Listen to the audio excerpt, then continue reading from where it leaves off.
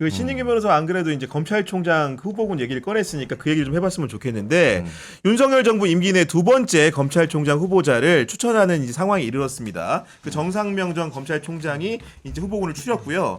기본적으로 알려진 분은 심우정 법무부 차관, 임관혁 서울고검장, 그다음에 이진동 대구고검장, 신자용 대검 차장검사 이렇게 4명으로 압축돼 있는데 그 네 분 다 보니까 윤석열 대통령 근무 연은 있는 것으로 알려져 있습니다. 그 네 분의 추천 좀 어떻게 보셨습니까? 아니 연이 있는 정도가 아니라 다 깐부들이죠. 뭐 솔직한 얘기로. 그러니까 지금에 와서는 이 4명의 검찰총장 후보군들이 나름대로 이제 한동훈 라인이 아니냐만 남은 거지 다 범윤석열 사단 사람들이에요. 네. 뭐 심우정 차관은 예를 들어 문재인 정부 때 그거 윤석열 대통령 징계하는 거 사인 끝까지 거부해서 네. 윤석열 대통령이 차관시켜준 그때 사람이고 법무부 기획조정실장 할 때. 그렇죠. 기획통이고 네. 그리고 임관혁 그 고검장 같은 경우는 특수통 아닙니까? 특수부 선후배 사이고 신자용 그 대검차장은 옛날 특검팀 있을 때 데리고 있었던 사람 네, 아니에요. 국정농단 특검 때. 거기다가 이진동 검사장은 부산저축은행을 아예 같이 수사했던 사람 아닙니까? 아, 난 여기 베팅합니다. 이진동에. 그러니까 이진동에 베팅합니다. 부산저축은행은 못 이겨. 저도 그거 베팅하는데 이게 지금 완전히 윤석열 대통령과 다 연이 깊은 사람들이기 때문에 누가 검찰총장을 하더라도 그냥 이원석 시즌 2가 되는 거예요. 권력의 애완견이 또 한 마리 나온 또 한 마리 분양받는 거거든요. 네. 근데 저는 이제 그 애완견 중에서도 누구냐? 네. 저도 부산저축은행으로 봅니다. 그러니까 이게 윤석열 대통령의 인사는 지금 큰 의미는 없어요. 검찰을 장악한 상태이기 때문에 가장 말 잘 듣는 사람이 오지 않을까. 저 그렇게 생각하고 또 하나만 말씀드리면 윤석열 정부 들어와서 검찰 인사가 형해화되기도 했고 서울중앙지검장도 전주지검장을 올린 예가 없어요. 그러니까 전 이번에도 대구고검장을 올리는 아주 이례적인 인사를 하지 않을까 그렇게 예상합니다. 사실은 이제 기자들도 이제 법조 출입을 하다 보니까 기자들이나 이제 서초동 소문에 따르면은 맨 처음에 심우정 차관 얘기가 가장 1번으로 많이 나오긴 했거든요. 왜냐면은 기획통이고 검찰을 기본적으로 안정적으로 유지할 수 있어야 되고 그러면서도 아까 설명한 것처럼 대통령과의 관계가 명확하게 있는 거고. 예를 들면 신대평 지사님 아들이고. 게다가 이제 전충남 기사 아들이기도 하고 여러 가지로 이제 갖췄다는 평가였는데 여사님이 오빠랑 네. 친한가요? 어느 오빠? 오빠랑 희문고 동창이던데. 아 그래요? 오빠라 이게 오빠. 여사 오빠라 이게. 그런 건 아닌 것 같고 제가 보니까 그래도 이익 공동체. 위험한 얘기 요새 하면 안 됩니다. 아니, 물어만 봤잖아요.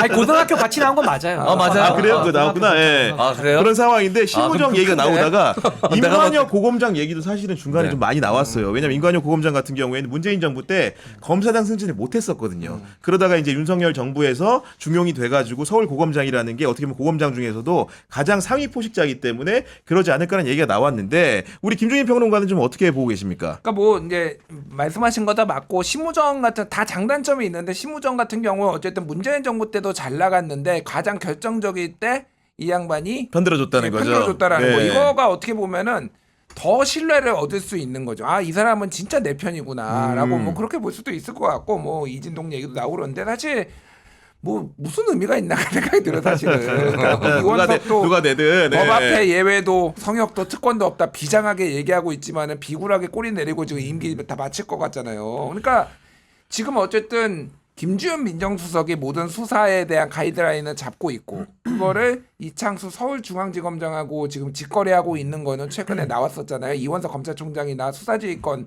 도이치모터스 수사지휘권 복귀 좀 복원 좀 해달라고 이제 법무 박성재 맞아요. 법무부장한테 네. 얘기하니까 야 넌 빠져. 직거래하고 있어. 이게 했다는 내용이잖아요. 그러니까 결국은 검찰총장이 직거래를 안 하게 본인이 이창수처럼 돼가지고 하든지 아니면은 그냥 들어와도 식물이 되든지 뭐 둘 중에 하나밖에 선택권이 없는 지금 상황이 아직은 너무 그립감이 강하기 때문에 큰 의미는 저는 없다라고 보고 그러니까 저는 그냥 궁금한 게 그거예요. 그러면은 김건희 수사 그 국민들이 원하는 수사 할 수 있냐 누가 오든 뭐 법 앞에 예외 특권 성역 없다라고 전임 총장도 얘기하는데 말로만 그럴 게 아니라 왜 김건희 수사는 왜 진도가 안 나가고 뭐 이렇게 돼가고 있는지에 대해서 국민들이 계속 물어볼 수밖에 없을 것 같아요. 그러니까 시중에도 얘기가 돌잖아요. 그러니까 검사 위에 법사, 법사 위에 여사 아닙니까? 그러니까 지금 김건희 여사가 그 비대위원장 저건 했던 되지 않아요, 저거는? 요 정도 괜찮아요. 뭐 시중에 도는 저 조용히 말인데 있잖아 뭐. 그냥. 야, 나는 오빠랑 친하냐고만 물어봤는데 그렇게 막. 요거는 재질하시네. 법적으로 안전한 겁니다. 예, 동의 안 하시면 되고 안전한 아니 거고. 왜냐면 그 휘문고지를 정확히 몰라가지고 제가 그 순간 네, 네. 머리가 그거는 빨리빨리 저도 돌아갔어요. 들었기 때문에 그거 맞고. 아니 근데 저는 이제 그 김건희 여사가 한동훈 비대위원장한테도 문자를 넣는 사이잖아요. 그러니까 그러니까 배우자의 후배죠. 윤석열 대통령 후배니까. 그럼 이런 의심도 들죠. 그럼 이원석 총장도 한동훈 동기인데 이원석 총장한테는 그럼 연락 안 한다라는 보장이 있습니까? 아니, 핸드폰만 있으면 연락을 하는 거 아니에요. 핸드폰 명부를 까보기 전까지는 모르잖아요. 그래서 저는 지금 검찰권이 완전히 장악됐다라는 그 배경과 이면에는 김건희 여사 제3의 장소에서 비공개로 수사받죠. 검사들 오면은 테러리스트들이니까 핸드폰 뺐죠.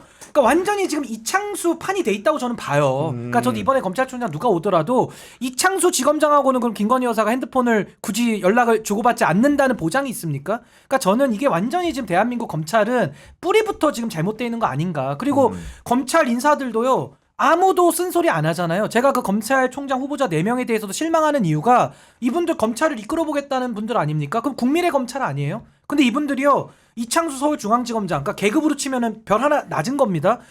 김건희 여사를 이런 식으로 국민 민심과 완전히 괴리되게 수사를 하고 있는데, 잘못 가고 있는데 이 검찰총장 하겠다는 사람들 아무도 목소리 안 내요. 누구도 잘못됐다는 얘기를 안 합니다. 그러니까 침묵합니다. 윤석열 정권 편을 들어주고 있어요. 암묵적으로. 이런 사람들한테 무슨 기대를 합니까? 그 검찰총장 관용차가 아까울 지경이에요. 저는. 새로운 분 오셔봐야 또 뭐 의미가 유튜버와의 없어요. 전면전 이런 거 하시겠죠. 나 유튜버로서 너무 통신조회 아니, 많이 하겠지. 검찰총장이 챙길 일이야 그게. 통신조회를 많이 유튜버로서 나는. 그러니까 새로 오신 분은 지금 압수수색 할 때가 되게 많아졌어요. 네. 일단 저기 배드민턴 협회하고 대한민국에도 종목이 몇 개야. 그거 바로 시키겠지. 종목 하나씩 쫙 돌아야 돼 지금. 파리 올림픽 다 돌아야 되지. 네, 제가 요즘 수영 배우는데 성인반에서 제가 제일 못하거든요. 네. 제가 그래가지고 그 유치부에 가가지고 걔들하고 전면전 선언하는 거랑 비슷하잖아.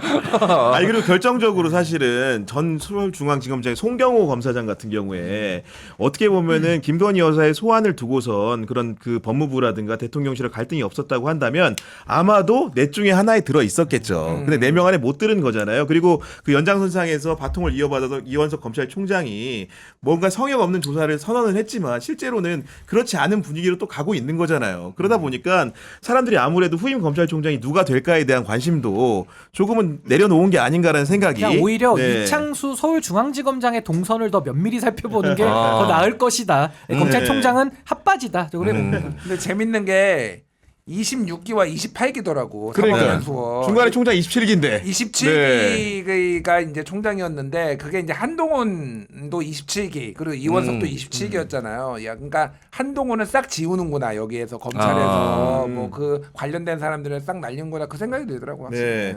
그리고 이제 맞물려서 말씀드릴게 요즘 이제 김준일 선배도 받으셨나요? 그 통신 이용자 정보 조회. 나 그만 좀 네. 괴롭혀 진짜.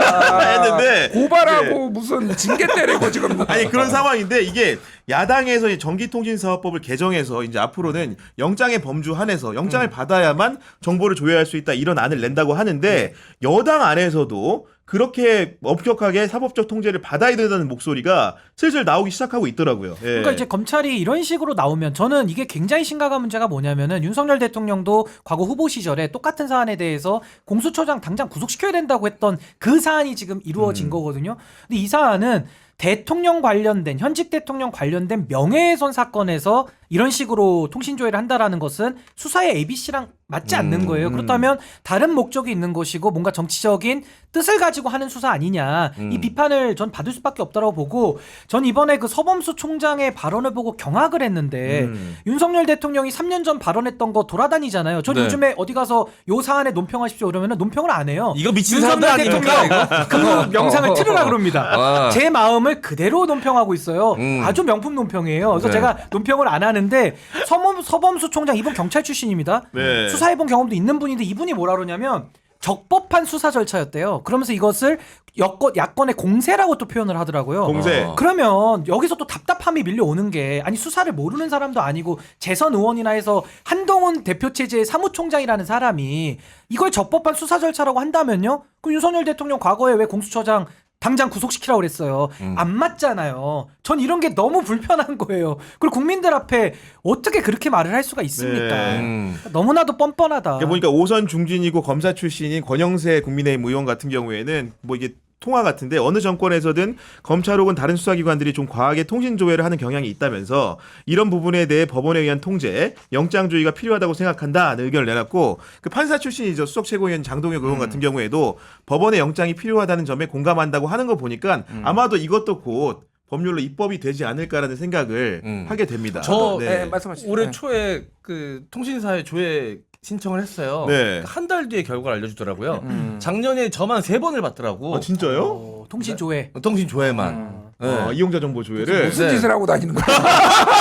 그래서 나는 한 번도 아니고 3번을 했길래 아니 검찰이 이렇게 한가 나 같은 사람까지 약간 기분이 내가 이렇게 중요도가 높은 인물이었나라는 생각이 혹시 관청이 나오잖아요. 어디서 받으신 거예요? 중앙지검도 있었고 네. 경기지검도 있었고 뭐 이렇게 여러 군데서 그래요? 했더라고요. 네. 혹시 간첩 아니야?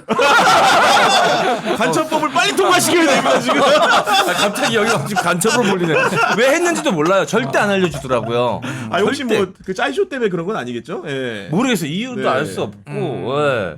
아니 지금 이제 조국 혁신당에서 그 대변인으로 활동하시는 강미정 씨랑 제가 그 이제 방송에서 그런 것들을 밝히기 전에 이제 개인적으로 연락하면서 어떻게 할 것인가 네, 이제 네. 논의를 많이 했었어요. 제가 그런 내용들이. 저한테 제일 처음 그걸 개인적으로 이제 전화해서 알려주셔가지고 네. 공익 제보자들이 이제 나중에 힘들어지는 경우가 너무 많아서 좀 조심스러워서 이제 저도 주변에 알아보고 이런 시간들이 있었는데 그래서 아마 그때 네. 조회를 해본 건지 저는 그냥 개인적으로 유추해 볼 뿐인데 아니 그러니까 저는 이게 양쪽 다 지금 다 당한 거잖아요. 그러면 그 기준은 똑같아야죠. 다 당했는데 본인이 후보 시절에 윤석열 대통령 후보 시절에는 당장 구속시켜야 될 거라고 얘기를 할 정도로 심각성을 느꼈던 사람들이 이제 와가지고는 막 딴소리를 하면은 국민들 보기에는 그 이율배반성이 좀 참기 어려운 거 아니냐. 좀 그 점을 좀 지적을 하고 네. 싶은 그러니까 뭐 이제 짧게 말씀드리면 다 동의하고요. 그러니까 이거는 이제 그때하고 2021년 그때 고발 사주하고 또 다른 게 그때는 한 100여 명 정도였다라면 지금 인원을 알 수가 없어요. 그러니까 더 지금 많다는 3천 얘기가 명에서 많죠. 뭐 10,000명이 네. 넘어갔다는 얘기까지 있고 이게 법이 개정돼 가지고 올해부터는 통지 의무가 있었지만 작년까지는 통지 의무도 없었단 말이에요. 그럼 자기가 본인이 이렇게 조회를 신청하지 맞아요. 않으면 네. 몰라요. 몰라요. 그러면 네. 지금 얼마나 더 전에 했을지도 알 수도 없는 거예요. 그러니까 너무 무차별적으로 많이 한다. 저는 그 지금 기소된 사람 전화번호가 있는 사람이 신앙님 한 명 빼놓고는 아무도 없어요. 그러니까 지금 관련돼서 그리고 신앙님 그 전문 뉴스타파 전 전문위원 같은 경우에는 제가 통화를 한 적이 없습니다. 그러니까 나를 도대체 어디서 턴 거야 그러면 도대체 내가 왜 조회를 받아야 되는 거야? 저는 그래서 단톡방 턴 거 아니야? 이렇게 의심도 해요 사실은. 그러니까 왜냐하면 통화를 한 기회가 없거든요. 네. 내가 무슨 뭐 저 김만배 전화번호가 있겠어? 내가 무슨 없어요. 그러니까 아예. 그러니까 통화한 적도 없기 때문에 이게 너무 의심이 많이 되고 그러기 때문에 말씀하셨다시피 이거는 수사 기관이 특히 권력으로부터 독립되지 않은 우리나라 같은 이런 상황에서는 이거는 무조건 제한하는 게 맞다. 그러니까 검사든 검사 출신이나 판사 출신이든 지금 다 문제 있다고 하니까 어쨌든 가장 생산적으로 하기 위해서는 영장 받아서 하게 해라. 이게 제일 좋은 방안인 것 같아요. 네.